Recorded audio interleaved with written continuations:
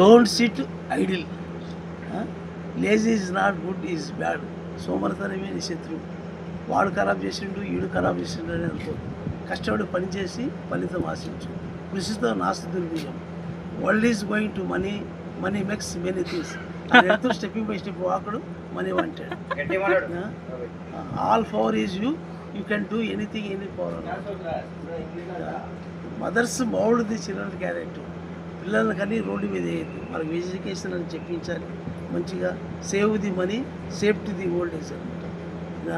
Don't during the lesson, don't talk during the lesson అనమాట. ఎందుకంటే మంచిగా చదివేటప్పుడు you will be confidence of this lesson. Don't think in others. మన భారతదేశము చాలా సంవత్సరాల దాకా, 400 సంవత్సరాల దాకా బానిసత్వంగానే బతికింది.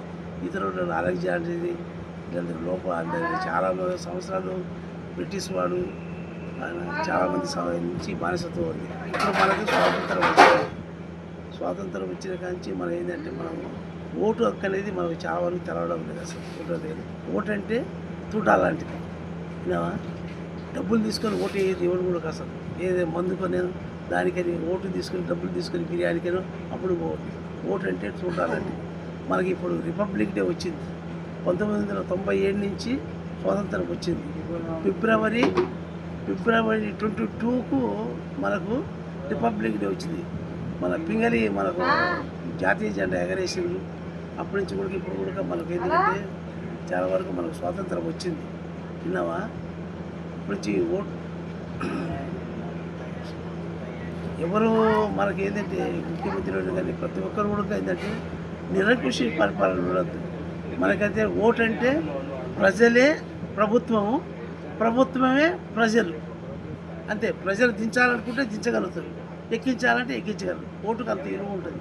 అందుకని ఓటు తీసి మంచి వాళ్ళకే ఓటు వేయాలి. సార్ ఏ పార్టీ అయినా కానీ.